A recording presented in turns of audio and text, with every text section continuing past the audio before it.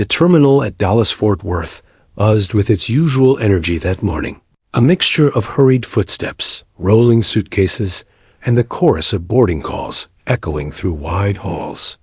Business travelers rushed toward their gates with coffees.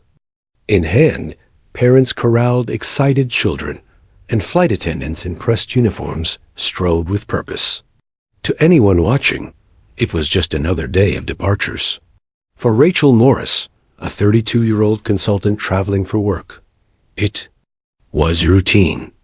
She had taken so many flights over the past 5 years that airports had begun to feel like extensions of her office. The chairs, the gates, the endless announcements, all familiar, almost dull. She carried her small black roller bag and a slim laptop case slung over her shoulder, weaving calmly through the crowd. Her boarding pass read, American Airlines Flight 482, Dallas to Denver.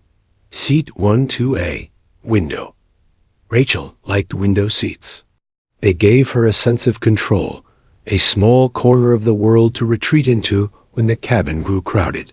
Watching the landscape slide beneath the wing had always comforted her, reminding her that even in busy seasons of work, the world stretched wider than her deadlines. By the time she reached the gate, boarding had already begun. Groups were called row by row, the boarding line snaking forward. She joined quietly, offering her pass with a polite smile before stepping onto the jet bridge.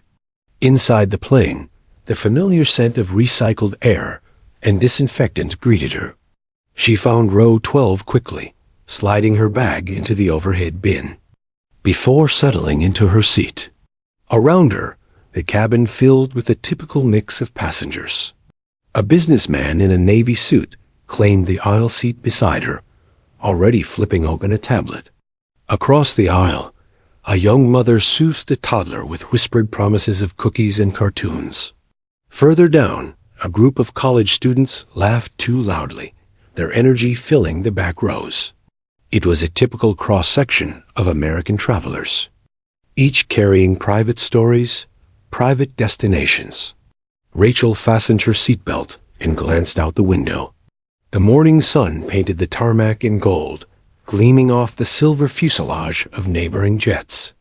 Baggage carts zipped by, ground crews directed aircraft with bright orange wands, and somewhere in the distance, an engine roared to life. She closed her eyes briefly, taking in the low hum of preparation. It was the sound of routine, the background of countless journeys. The flight attendants performed their checks, moving down the aisles with practiced efficiency. Their smiles looked genuine enough, though Rachel, a seasoned traveler, could always detect the thread of rehearsed patience behind them. Still, she respected their professionalism. Flying, she knew, was never as ordinary as it appeared. The captain's voice soon filled the cabin, warm and practiced. Good morning, ladies and gentlemen. This is Captain Harris welcoming you aboard Flight 482 to Denver. Our flight time today will be approximately 2 hours and 15 minutes. Weather looks clear along our route, with only mild winds in the Denver area. We'll do our best to get you there comfortably and on time. Sit back, relax, and enjoy your flight. The words washed over passengers like background music. No one really listened anymore. They had heard the script too often. Rachel leaned back, pulling her jacket tighter around her shoulders. Her week had been long, filled with back-to-back meetings. She was looking forward to the quiet of the flight, a pocket of stillness before another string of obligations awaited her in Colorado. The aircraft pushed back from the gate with a gentle lurch.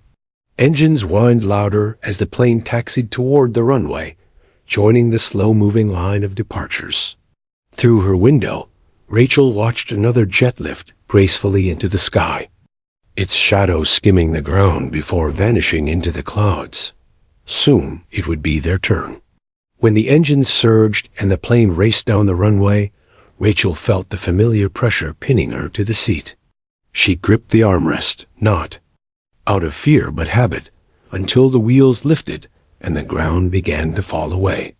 Buildings shrank to toy-sized blocks, highways thinned into ribbons, and soon the landscape melted into a patchwork of fields.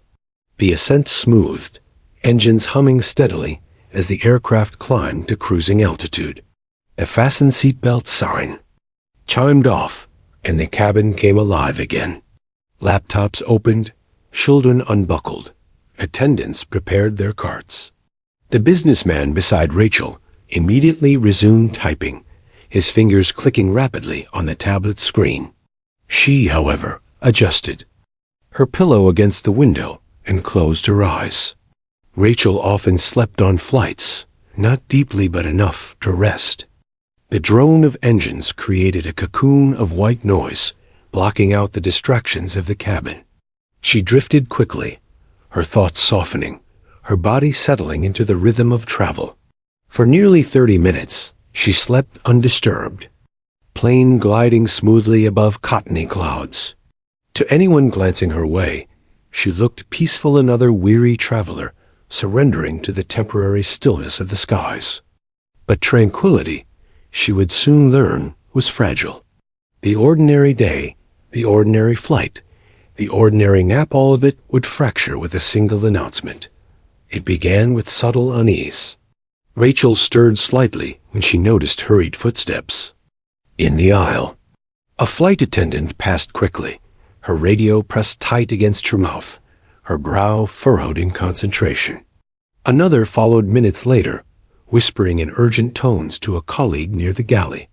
Passengers began to notice, heads lifting from magazines and phones. A murmur spread, not panic yet, but a curiosity edged with concern. Rachel blinked, fully awake, watching carefully. Something was wrong, she could feel it. Years of flying had taught her the difference between routine turbulence and genuine tension among the crew. This was no drill, no ordinary shuffle. Something had shifted in the atmosphere. The businessman beside her finally looked up, frowning. Across the aisle, the young mother held her toddler closer, her smile stretched thin. Whispers swirled, and then it came. The captain's voice, normally calm, carried a weight Rachel had never heard before. "Ladies and gentlemen," he began, pausing briefly, "if there is a pilot on board, please make yourself known immediately." The words sliced through the cabin like a blade. Conversations stopped mid-sentence. Eyes widened. Rachel's breath caught in her chest. A request like that didn't belong in reality. It belonged in the world of movies, emergencies you read about, but never witnessed. Passengers froze, waiting for someone to react, someone to stand, someone to prove that help was close.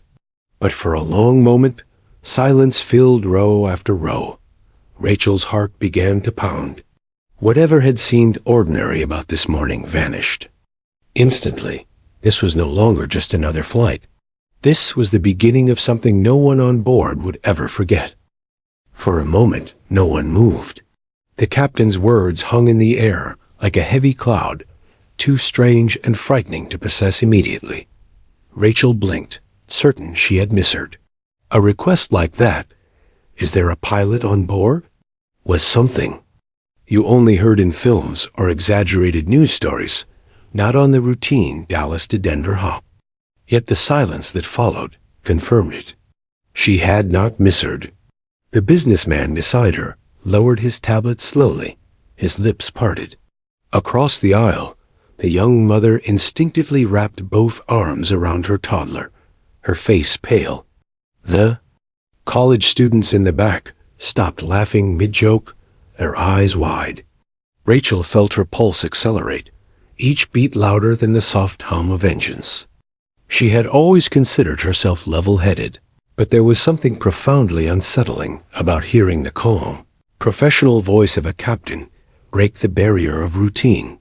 Pilots were supposed to inspire confidence, not ask for help from the passengers. The intercom clicked again, and the captain repeated the call. His tone was firmer this time, though still professional, as though reminding everyone of the seriousness of his words. If there is a pilot on board, anyone with flight training, please identify yourself immediately. The tension in the cabin thickened. A baby cried somewhere near the back, its wail slicing through the silence. The sound was almost a relief proof that life still moved forward, even in uncertainty. Rachel noticed a flight attendant walking briskly down the aisle. Her smile had vanished, replaced by a controlled expression that betrayed urgency. She glanced from row to row, as though hoping someone might leap up and save them all. When she reached row 12, she locked eyes with Rachel briefly, and in that moment, Rachel realized something chilling. The crew didn't have a backup plan. They truly needed someone from this cabin. Passengers began whispering, their voices overlapping in anxious threads. What's happening? Did he just say, there has to be someone, right? Maybe it's just a technical issue. But no one moved, not yet. Rachel's mind raced through possibilities. What had happened to the co-pilot? Was he sick? Injured? Worse? She tried to imagine the scene in the cockpit alarms flashing, the captain glancing over to see his partner. Unresponsive. The thought sent a chill down her spine. She shifted in her seat, gripping the armrest tightly. For years, she had flown without fear. Statistically, she knew flying was safer than driving. But statistics couldn't soften the reality that they were now 30,000 feet above the ground, and the man in charge had just asked for help. The businessman beside her whispered, "Jesus Christ," under his breath. His fingers tapped nervously against the edge of his tablet. He looked at her as if expecting reassurance, but Rachel had nothing to give. She was just as powerless. The flight attendants regrouped near the galley, speaking in hushed voices into their radios. Their practiced calm remained, but their movements were sharper, faster. One attendant, a young man with neatly combed hair, scanned the rows again, searching for raised hands. He looked disappointed when no one responded. Another announcement crackled over the intercom. This time, it wasn't the captain, but the head flight attendant. Her voice carried both urgency and an attempt at comfort. "Ladies and gentlemen, please remain calm. Everything is under control. If there is anyone on board with piloting experience, please notify a member of the crew immediately." Rachel noticed the shift in language. Everything is under control. She knew enough about corporate communication to recognize reassurance layered over crisis. If everything truly were under control, they wouldn't be asking ordinary passengers for help.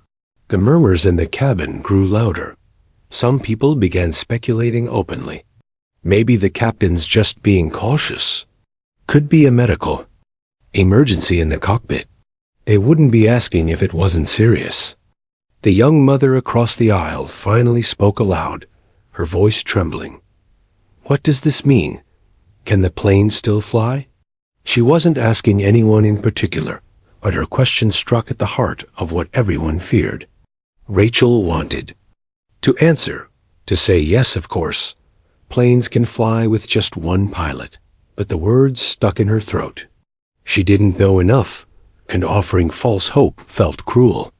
The businessman muttered, "These things are automated now, right? The computer can land the plane." He said it half to himself, half to Rachel, as if desperate for confirmation. Rachel shook her head slowly. "They're not fully automatic. The pilots still handle most of it." Her voice came out softer than she expected, weighed down by her own uncertainty. He swallowed hard, gripping the armrest now the way she was. For the first time, Rachel realized how fragile the illusion of control really was. People boarded flights every day, trusting strangers in the cockpit without a second thought. Now, that trust had cracked open, and fear spilled freely. Minutes dragged on, stretching longer than they should have. The cabin felt smaller, the air thicker. Rachel's gaze flicked constantly toward the front, waiting for anyone to rise. Finally, there was movement in row 7. A man in his 40s stood slowly, tall and steady. He wore jeans and a simple sweatshirt, nothing remarkable. But there was something calm about his presence. He leaned toward a flight attendant, speaking quietly. Rachel couldn't hear the words, but she saw the attendant's eyes widen in relief. Whispers spread rapidly.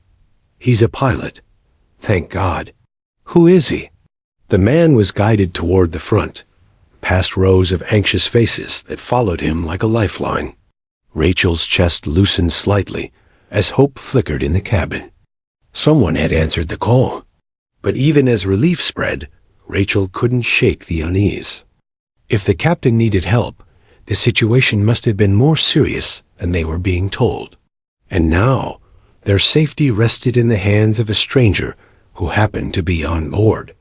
She glanced out the window, the endless stretch of clouds beneath, them suddenly more menacing than beautiful. The sky felt less like freedom and more like isolation. 30,000 feet above the ground, there was no room for error, no easy escape. As the volunteer disappeared into the cockpit, the cabin settled into uneasy silence. People tried to return to their distractions, books, phones, snacks, but the illusion of normalcy was gone. Every rustle, every murmur felt like static underlined by tension. Rachel shifted uncomfortably in her seat. She wanted to believe everything would be fine, but doubt lingered like a shadow. The announcement had changed everything. The man from row 7 had vanished into the cockpit, escorted swiftly by 2 flight attendants. For a long moment, passengers craned their necks, staring at the closed door as if it might offer answers. But the door remained sealed, and silence spread across the cabin like a fog. Rachel felt her pulse racing, her hands still clenched around the armrests. She told herself to relax, to breathe, but every second stretched unbearably. The absence of sound from the front of the plane was worse than any announcement. It was the silence of the unknown, the silence that made imagination dangerous. The businessman beside her muttered again under his breath, "I don't like this." His tablet lay forgotten on the tray table. He wasn't working anymore, wasn't even pretending to. His eyes darted from passenger to passenger, as though someone else might offer comfort. Rachel said nothing. Words felt pointless in that moment. She couldn't bring herself to offer reassurance when she had none. Across the aisle, the young mother bounced her toddler gently, whispering soft nonsense to calm them both. The child fussed, but eventually leaned into her shoulder, exhausted. The mother's eyes, however, were fixed on the cockpit door, wide and alert. From behind, a college student spoke loudly enough for others to hear. "If he's an Air Force pilot, we're fine. Those guys can fly anything." His voice was meant to reassure, but it carried a nervous tremor that betrayed his own unease. Rachel turned her gaze back to the window. Clouds stretched endlessly below, glowing softly in the sunlight. They looked serene, beautiful, even, but to her they were no longer a comfort. They were a reminder of how far away the ground really was. She imagined the cockpit again, imagined what might have happened. Perhaps the co-pilot had suffered a heart attack. Maybe he had fainted suddenly, slumped over the controls. She pictured the captain, startled, trying to rouse his colleague, before realizing he was alone. The thought chilled her. Flying an airliner wasn't like driving a car. The systems were complex, the stakes unimaginably high. Even if the captain was experienced, and she trusted he was, having only one pilot at the controls during an emergency was dangerous. The volunteer had gone forward. That was good. But who was he, really? How much experience did he have? Could he truly handle a commercial jet, even with military training? Rachel wanted to believe it, but doubt gnawed at the edges of her mind. The minutes dragged on. No announcement came. No update from the captain. No comforting explanation from the flight attendants. Passengers shifted uncomfortably, some whispering, others sitting rigid in silence. The energy inside the cabin was palpable, a collective unease that spread from row to row. Finally, one of the attendants returned down the aisle, her professional smile carefully plastered back in place. She checked on passengers, offering reassurance. "Everything's fine, folks. Please remain seated. We appreciate your cooperation." Her tone was smooth, but Rachel noticed her hands trembling slightly as she adjusted a seatbelt near the back. The businessman beside Rachel leaned toward her. "She's lying," Rachel frowned. "She's doing her job." "Exactly," he said. "Which means she can't tell us how bad it really is." Rachel couldn't argue with that. The beverage carts rolled out soon after, a strange attempt at normalcy. Drinks were poured, pretzels distributed, though most passengers accepted them mechanically, barely eating. Rachel took a small bottle of water, twisting the cap but not drinking. Her throat was dry, but her stomach churned too much to swallow. Every sound seemed magnified, the clink of ice, the snap of seatbelts, the crying baby. The ordinary soundtrack of flight now felt like a fragile cover for deeper chaos. Then, without warning, turbulence rattled the cabin. The plane jolted sharply, dropping a few feet before leveling again. Gasps rippled through the rows. A soda can tipped from a tray, spilling sticky liquid onto the floor. Rachel's heart jumped into her throat. She gripped the armrests, knuckles white. Turbulence was normal, she told herself. She had experienced it dozens of times, but this time it felt different. This time it came against the backdrop of uncertainty. Every bump felt like confirmation of danger. The intercom crackled again, making the cabin jolt with collective anticipation. "This is your captain," the voice began, steady but clipped. "We've experienced a medical emergency in the cockpit. Another qualified pilot has joined me, and we are continuing the flight. Please remain seated and follow crew instructions." That was it. No further details. The words landed like stones. A medical emergency. The confirmation of what many suspected, but hearing it aloud made the situation real. The captain hadn't said how severe it was. He hadn't said whether the co-pilot was conscious. And he hadn't said whether the aircraft itself was in jeopardy. Rachel exhaled slowly, trying to steady her nerves. The confirmation helped in some ways. At least they knew why the announcement had been made. But it also deepened her unease. If the co-pilot was incapacitated, then the weight of flying the plane now rested entirely on two men. One trained for the airline, one pulled from the passenger list by chance. She studied the faces around her. Some passengers looked relieved, simply to have an explanation. Others looked more frightened, clutching armrests or crossing themselves in silent prayer. People coped in different ways, Rachel realized. For her, coping meant observation, watching, listening, gathering details. It was her way of maintaining control in a situation where she had none. Another jolt of turbulence rocked the cabin, sending a plastic cup tumbling from a tray. A baby wailed again. Rachel pressed her lips tightly together. She hated turbulence, hated the feeling of being powerless to the invisible air currents above the earth. But what unnerved her most now wasn't the turbulence itself. It was the silence from the cockpit between each announcement. She wanted to know what was happening behind that door. She wanted to know if they were safe. And she wasn't sure anyone truly knew the answer. The captain's announcement had confirmed it. A medical emergency had unfolded in the cockpit. Though his words were carefully chosen calm, almost rehearsed, Rachel heard the weight beneath them. The co-pilot wasn't just unwell. He was out of commission, and the captain had needed to pull help from the passenger cabin. Inside her chest, her heart thudded with restless energy. She tried to appear calm, but her body betrayed her fingers tapping against her thigh, leg bouncing uncontrollably. She took a deep breath, trying to steady herself. The businessman beside her shook his head slowly. I knew it. Something bad. His voice trembled, though he tried to sound matter-of-fact. Rachel glanced at him. We don't know how bad. Bad enough the captain can't fly this thing alone, he muttered. That's bad enough for me. His words sank into her thoughts.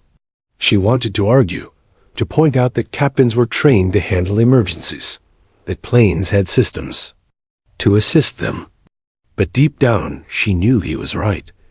Airlines designed cockpits for 2 pilots for a reason. Division of labor, cross-checking, emergency support.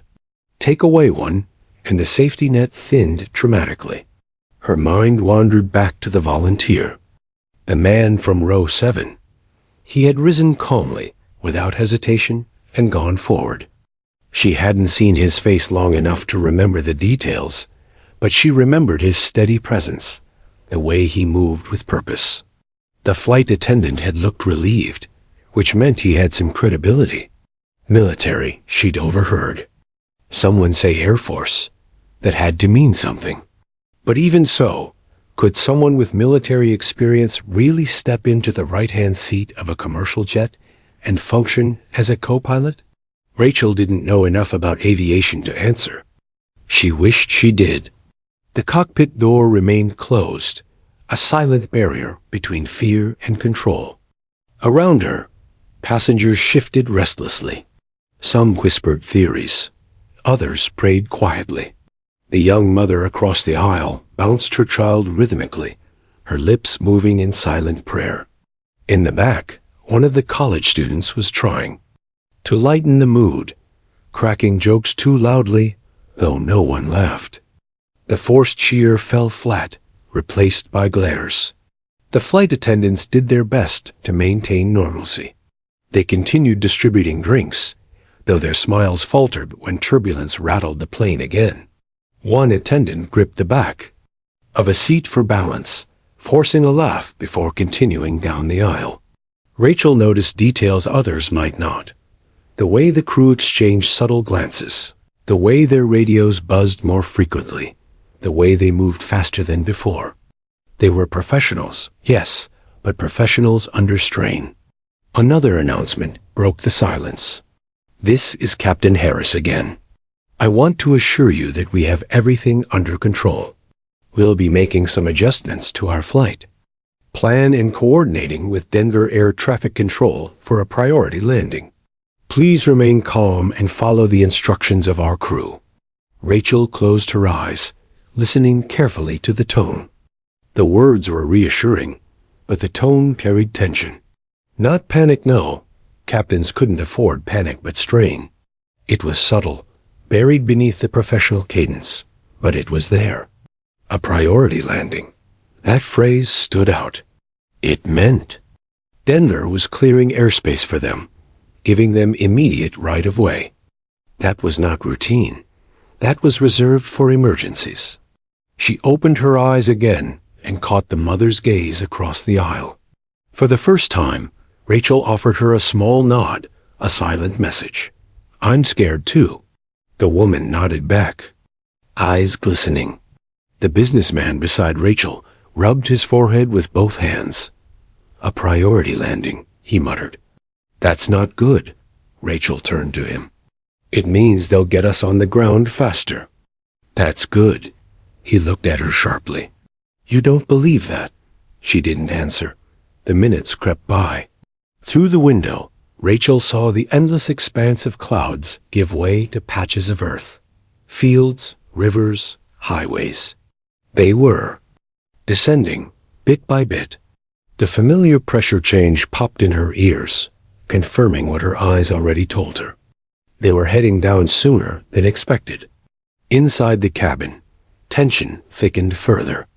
A woman a few rows ahead began crying quietly, her husband rubbing her shoulder. Someone called for another drink, only to be gently refused. The college students had stopped joking entirely. Rachel tried to distract herself by focusing on small things. The stitching on the seat in front of her, the pattern of sunlight on the tray table, the faint vibration of the engines beneath her feet. Anything but the reality of the situation. But her mind drifted back to the cockpit again, painting pictures she couldn't stop. She imagined the captain, sweat beading on his forehead, hands gripping the controls. The co-pilot slumped to the side, unresponsive. The volunteer sitting stiffly in the right seat, trying to orient himself to unfamiliar panels, unfamiliar systems. The two men working together, strangers united by necessity, steering hundreds of lives toward safety. She wondered if they were speaking calmly, exchanging checklists, or if their voices betrayed urgency.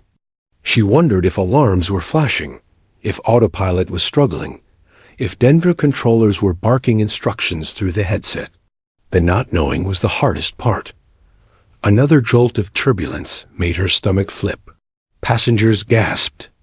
Again, the seatbelt sign glowed overhead, a constant reminder of vulnerability. Rachel gripped her armrest, knuckles white. "Ladies and gentlemen," the intercom crackled again.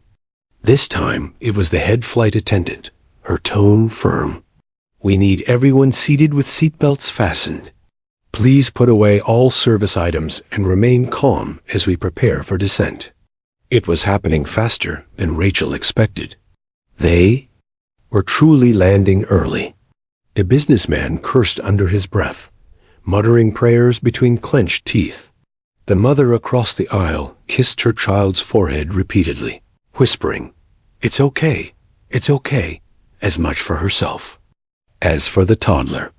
Rachel sat still, her body taut with nervous energy. She wanted to speak, to comfort, but her own fear sealed her lips. The descent steepened. She felt it, the subtle pull in her stomach, the tilt of the horizon outside her window. Fields grew clearer, highways more defined. They were closing in on Denver. The cabin grew quiet, eerily so. Even the usual clatter of trays and chatter of voices had faded. All that remained was the hum of engines and the occasional cry of a child. Rachel stared straight ahead, heart pounding. Every fiber of her being focused on one truth.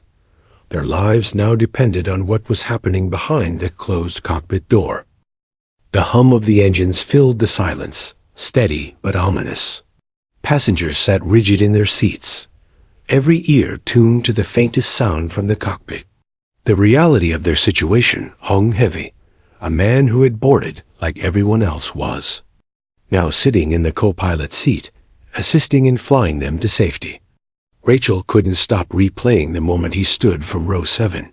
How calm he had looked, how quietly he had walked forward, how relief had seemed to ripple through the flight attendants when he identified himself. It was strange she didn't even know his name, but now her life rested in his hands. The businessman beside her broke the silence. "Do you think he's really qualified?" His tone was skeptical, tinged with fear. Rachel hesitated. If the captain let him in the cockpit, he must be. They wouldn't risk it otherwise. He shook his head. "They're desperate." "That's not the same as qualified." She didn't answer. His cynicism gnawed at her, but she forced herself to cling to the idea that the captain knew what he was doing. Trust was their only option now. The cabin crew moved quickly, gathering trays, securing carts, and giving instructions.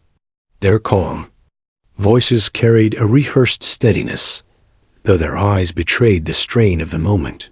"Ladies and gentlemen," the head attendant announced over the intercom, "we are preparing for landing. Please stow all personal items, return your seats to the upright position, and fasten your seatbelts securely." Passengers obeyed immediately, the usual resistance gone. No one argued about finishing a drink or reclining a seat. Fear had a way of enforcing discipline. Rachel tucked her laptop bag tightly under the seat, her hands trembling slightly. She double-checked her seatbelt, pulling it snug across her hips. She noticed others doing the same triple-checking, clinging to small actions that gave the illusion of control. The descent continued. Through her window, the world below grew clearer patches of farmland, winding highways, and clusters of suburbs. Denver was somewhere ahead, waiting like a distant promise. But Rachel knew this wasn't an ordinary descent. They were coming in faster, sharper. Her ears popped again, the pressure change noticeable. The captain hadn't given specifics, but she could feel it in her body. This wasn't a gentle glide. It was a race against time. The young mother across the aisle kissed her child's forehead, rocking him gently. She caught Rachel's eye again, whispering, "We'll be okay, right?" Rachel wanted to say yes. She wanted to offer certainty. But the words stuck. All she managed was, "They know what they're doing." It wasn't a lie, exactly. It was a hope. Another voice broke the quiet. One of the college students in the back. "This is insane," he said too loudly, panic creeping into his tone. "We've got some random guy flying the plane. What if he screws up?" "Shut up." Another hissed. "You're not helping." The flight attendants moved swiftly, stepping in before panic could spread. One crouched beside the young man, speaking softly, firmly, until his shoulders relaxed. But the damage was done. The reminder that they were relying on a stranger lingered in the air. Rachel closed her eyes, trying to steady herself. She pictured the cockpit again, the captain focused, hands steady, guiding the controls. The volunteer beside him, scanning instruments, responding to commands, doing everything in his power to keep the jet stable. She wanted to believe they were a team now, even if forged by circumstance. The businessman leaned closer, whispering, "Do you think we'll crash?" Rachel's stomach tightened. She looked at him sharply. "Don't say that." His eyes darted nervously. I need to know." "No one knows," she said firmly, "so stop asking." He recoiled slightly, chastened. For a moment, Rachel felt guilty for snapping.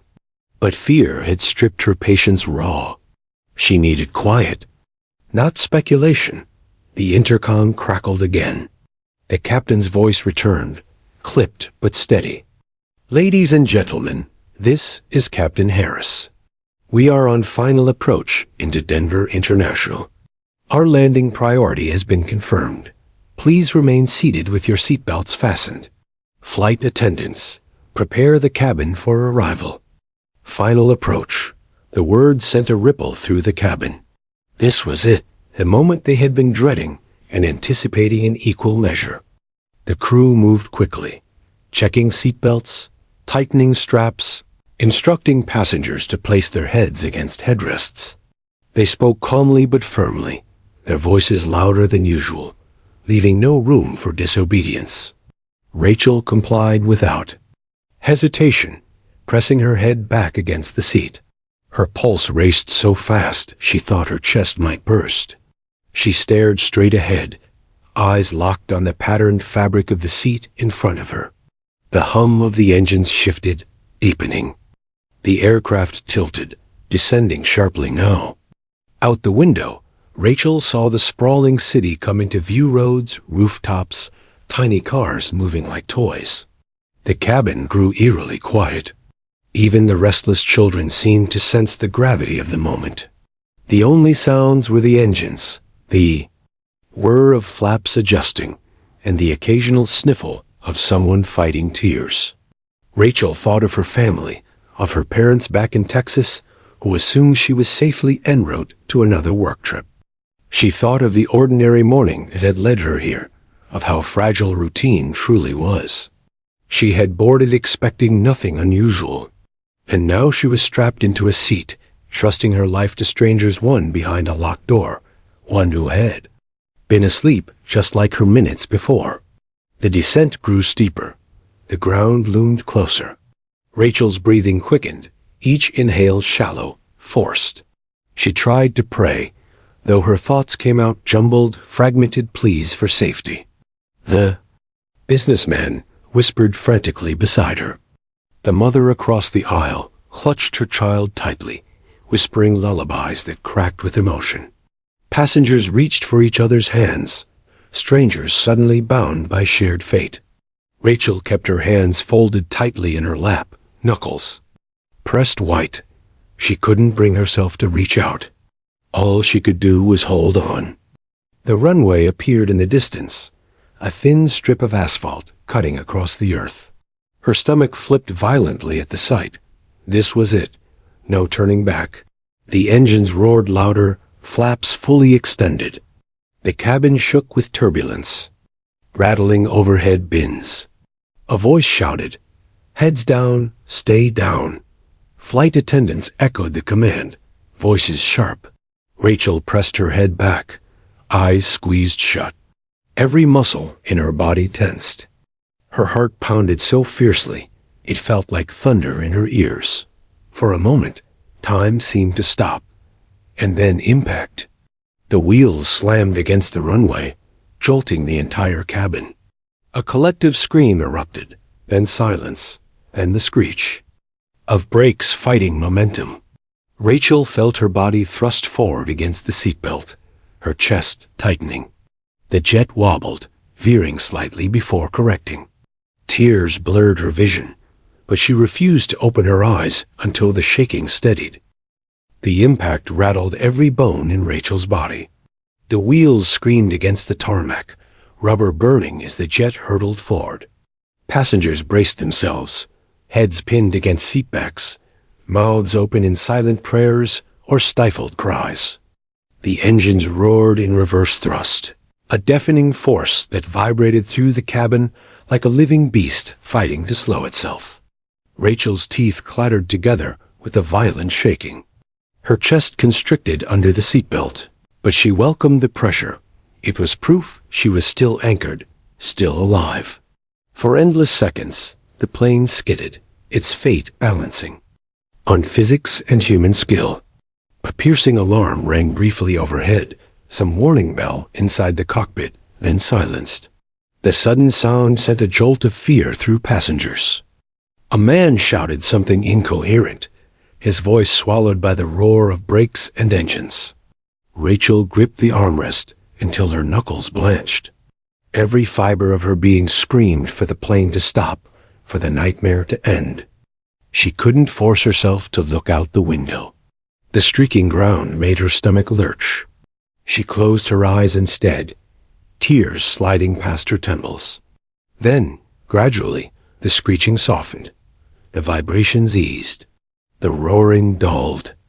With a groan and a final lurch, the plane slowed to a steady taxi. For a moment, no one moved.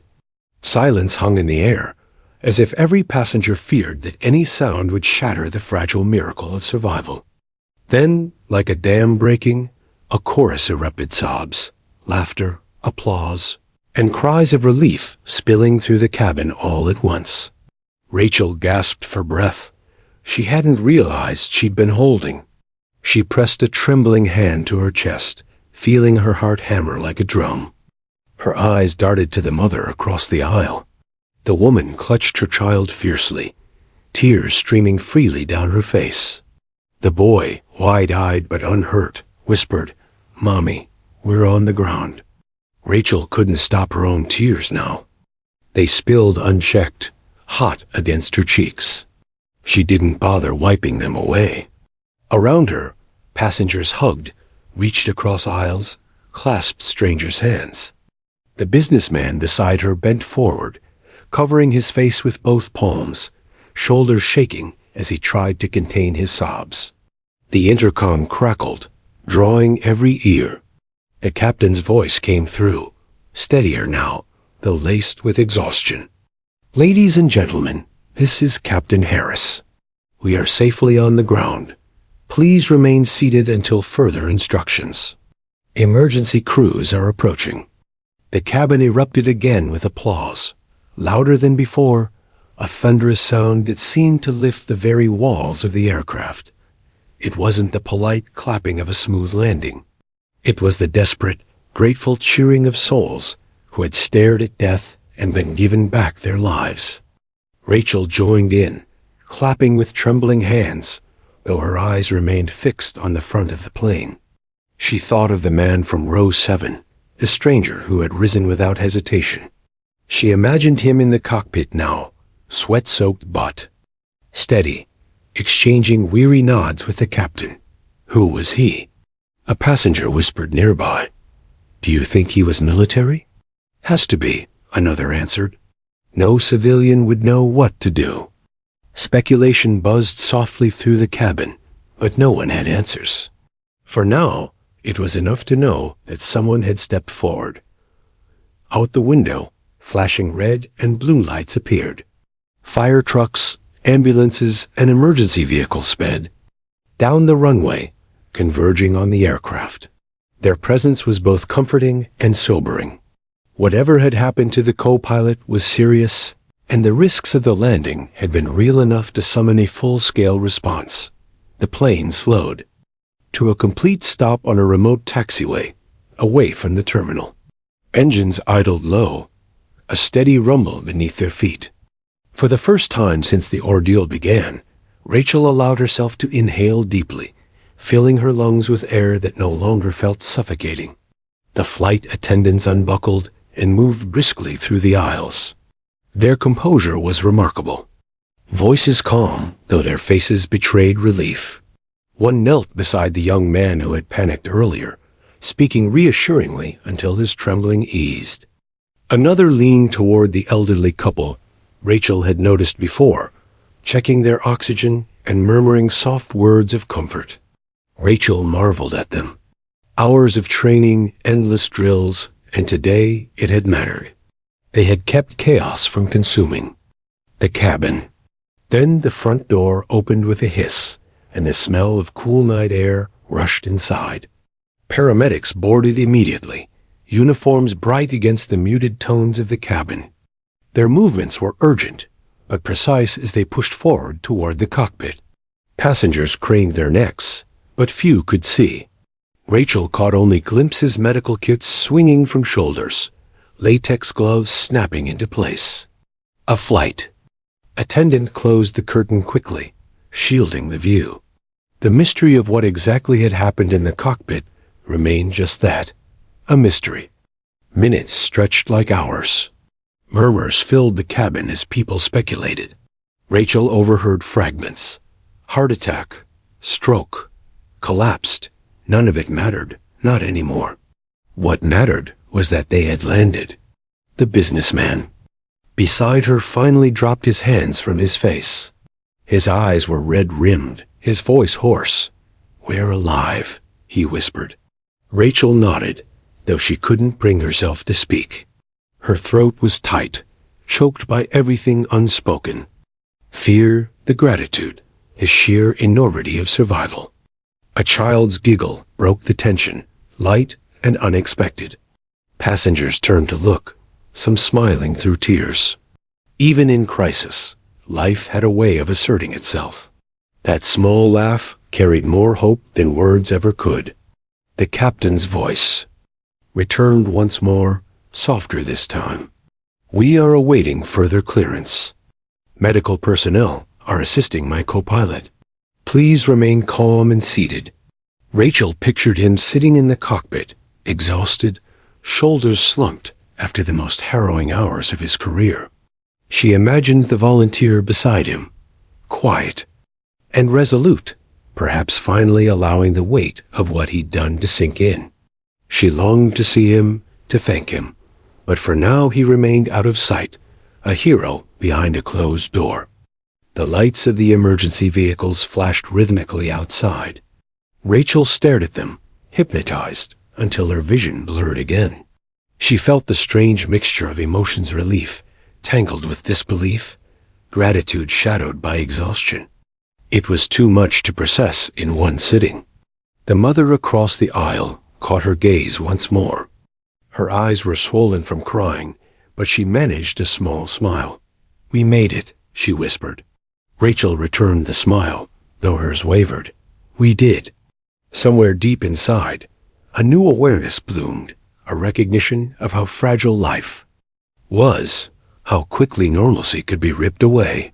Rachel knew she would never again step onto a plane, or perhaps into any ordinary moment, without remembering this night. The applause had died down now. Passengers sat quietly, absorbing the enormity of what they'd endured. Some leaned back, eyes closed, as if savoring the chance to simply breathe without fear.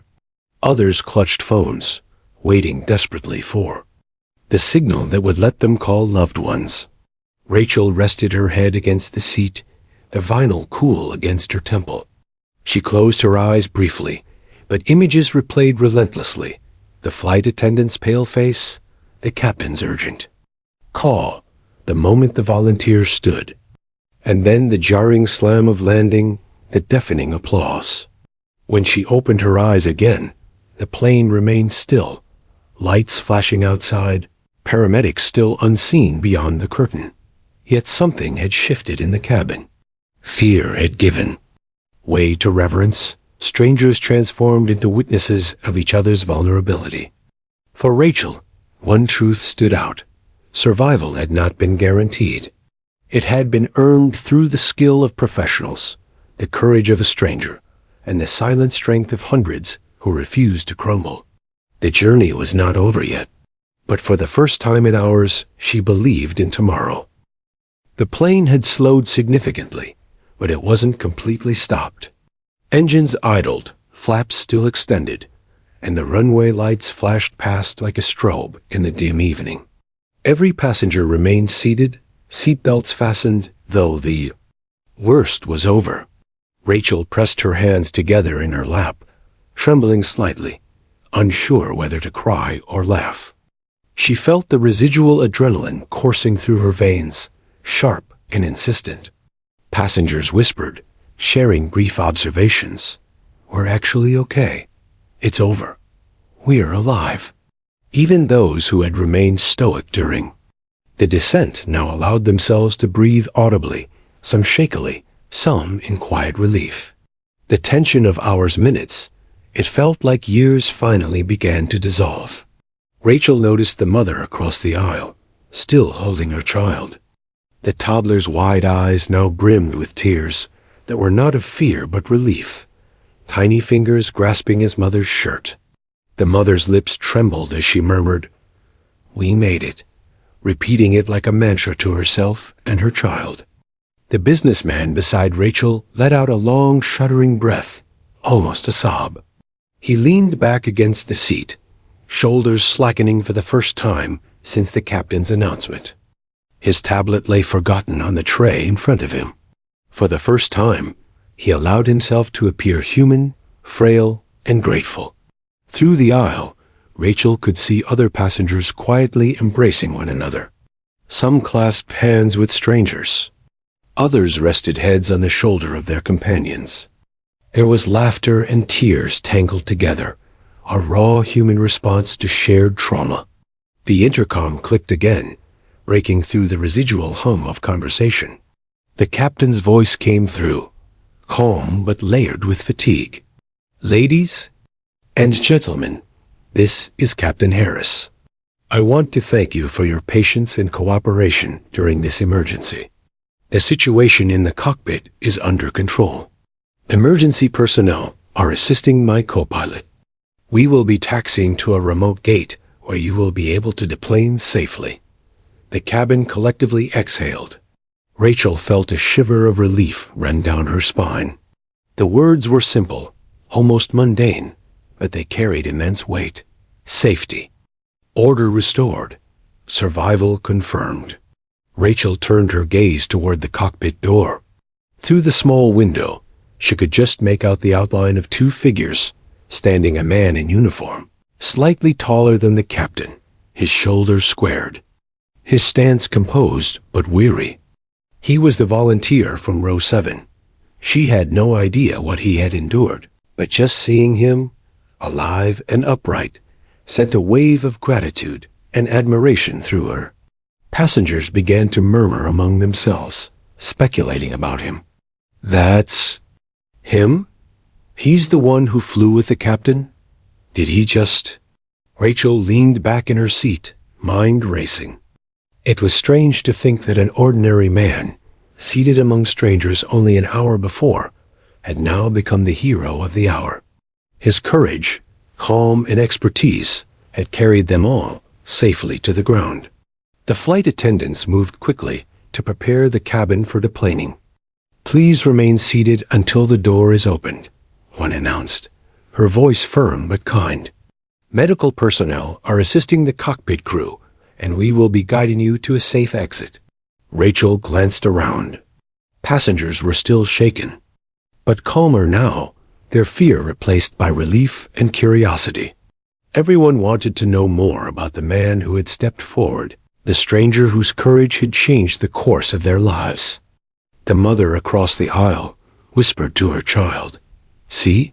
Everything's fine now." The toddler nodded solemnly, eyes wide but trusting. Rachel smiled faintly at the small exchange, marveling at how quickly life could regain its rhythm after a near disaster. Outside, paramedics approached the plane, carefully opening doors and preparing stretchers for the co-pilot. Rachel imagined the scenes inside the cockpit, how rapidly the volunteer had adapted to unfamiliar controls, how he had followed the captain's guidance precisely. The thought made her stomach tighten again, not with fear, but awe. The plane finally came to a complete stop on the tarmac. Engines idled down, and the hum of life returned gradually, as if the world was exhaling along with the passengers. The cabin remained silent for a heartbeat, then a soft clapping began, tentative at first, then swelling into a chorus of applause and cheers. Rachel joined in, clapping with hands still trembling, tears streaking her face. The sound was different. From the applause at the end of a movie or a routine landing, it was raw, primal, a release of fear, gratitude, and awe all at once. Through the aisle, the volunteer pilot finally emerged from the cockpit. His uniform was neat, but his shirt was wrinkled, and his face bore the sheen of sweat from hours of tension. He walked slowly, deliberately, acknowledging the crew with brief nods, then moving down the aisle with quiet composure. Passengers craned their necks to catch a glimpse, some whispering words of thanks, some simply staring in admiration. Rachel's eyes locked on him for a long moment. She wanted to say anything, but her throat was too tight. She settled for a silent, grateful nod. He passed by her row, barely noticing, yet the aura of calm and courage he carried was unmistakable. He was a stranger, yet in that moment, he represented everything ordinary people hope for when extraordinary circumstances strike: bravery, skill, and the willingness to act when action is needed most. Rachel watched him continue down the aisle, helping flight attendants stabilize passengers who were still shaken, offering short words of reassurance. He didn't seek attention, didn't revel in praise. He was simply present, doing what was required. The business traveler beside Rachel finally spoke, voice low but filled with awe. "I can't believe that guy just saved us." Rachel nodded, swallowing hard. He did. He really did. The intercom clicked again, this time with the head flight attendant. "Thank you for your patience. Emergency personnel are assisting. The cockpit. We will begin deplaning shortly. Please remain seated until instructed." The cabin settled again, quieter now, but buzzing with subdued energy. Everyone seemed to be processing, still absorbing the enormity of what had just happened.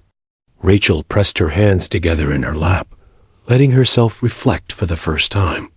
She thought of the captain, managing a sudden crisis with the skill and composure of years of training. She thought of the volunteer, rising without hesitation to face danger. She thought of the passengers, who had followed instructions, remained calm, and survived. The moment had changed her. Something about witnessing courage, professionalism, and humanity so directly had left an indelible mark. She would never view ordinary flights the same way again, not after seeing how quickly life could pivot on a single act of bravery. The runway lights blinked outside as the emergency crews continued their work. Rachel looked out the window last time, breathing slowly, letting her body finally relax. The plane had landed. They were alive. Somewhere deep inside, she felt gratitude bloom, raw and unfiltered. She thought of her family, of friends, of all the lives connected indirectly to this flight. Each heartbeat now seemed amplified, precious. A reminder that ordinary days are never truly ordinary. Rachel exhaled slowly, letting the tension leave her shoulders. She leaned back, wiped at her cheeks, and allowed herself to smile, small and private, at the courage she had just witnessed. Outside, paramedics wheeled the co-pilot carefully, the volunteer pilot walking beside them, steady and composed. Passengers craned their necks to watch, silent applause echoing in small claps and whispers. For Rachel, the sight captured everything. The flight had been fear, courage, relief, and humanity at its finest. It was over. And yet, somehow, nothing would ever feel the same again. The cabin door hissed open, and a rush of cool Denver air swept inside. The smell of tarmac, ozone, and faint exhaust filled the aircraft. It was a normal smell, the kind passengers usually ignored, but now it felt profoundly real, grounding. Rachel's chest heaved with deep, steady breaths she hadn't realized she'd been holding. Life outside the cabin continued as usual, yet inside, everything had shifted. Flight attendants guided passengers calmly, but firmly toward the stairs. "One row at a time," one announced, her voice gentle yet authoritative. "Remain seated until your row is called." Rachel stayed in her seat for a heartbeat longer than necessary, letting the moment settle over her. She looked around. The cabin people's expressions were a mix of exhaustion, disbelief, and gratitude. Many reached for phones, calling loved ones, their voices trembling as relief spilled into conversation. Some simply stared blankly, processing the enormity of what had just occurred. The mother across the aisle stood carefully, balancing her toddler in her arms. "We're safe," she whispered again, almost as if she needed to convince herself. Her eyes met Rachel's briefly, and the silent nod they exchanged carried more understanding than words ever could. The businessman stood as well, straightening, his suit jacket in a nervous attempt at composure. He exhaled audibly and muttered, "I'll never complain about flying again." He glanced around, taking in passengers whispering, hugging, and wiping tears. "I can't believe we made it," he added, louder this time. Rachel finally rose, tightening her backpack on her shoulders. She followed the flow of people toward the exit stairs, eyes still drawn to the cockpit door.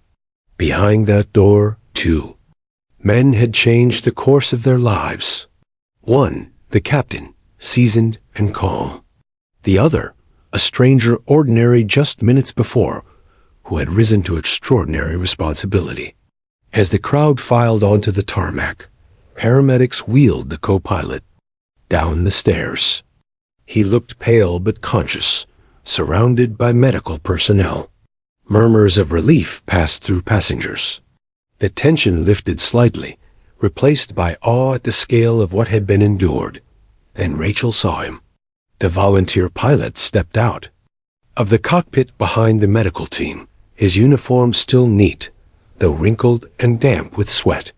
His face bore the strain of the hours, but not the panic. He scanned the cabin briefly, eyes soft but alert, taking in the people he had just helped save. Passengers began to approach him cautiously, some shyly, some openly, offering thanks, handshakes, or simply words of admiration.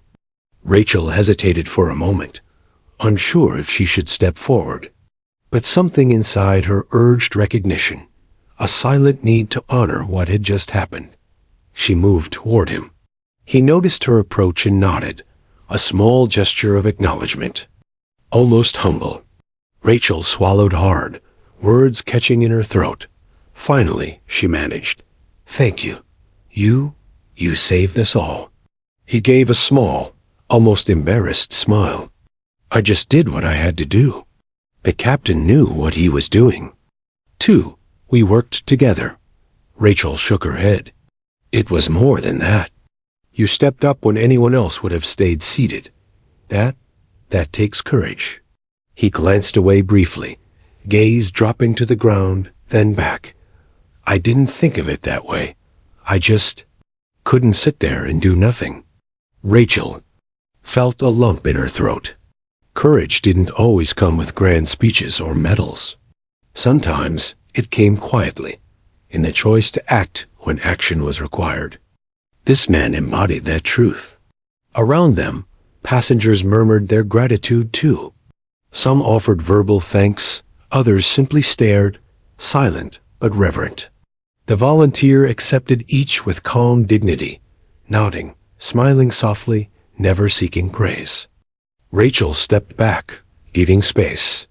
She watched him now as he directed paramedics to ensure the co-pilot's safe transfer to an ambulance.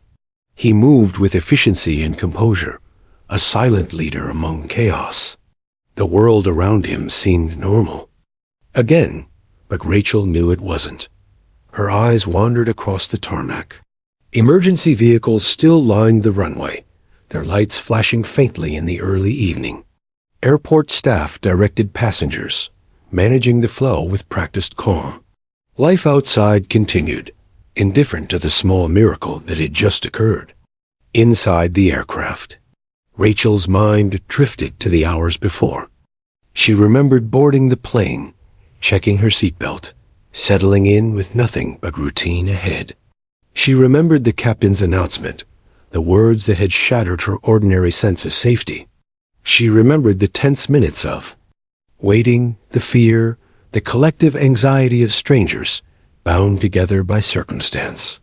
And she remembered the volunteer, the stranger from row 7, who rose to meet the moment. The experience had left her changed.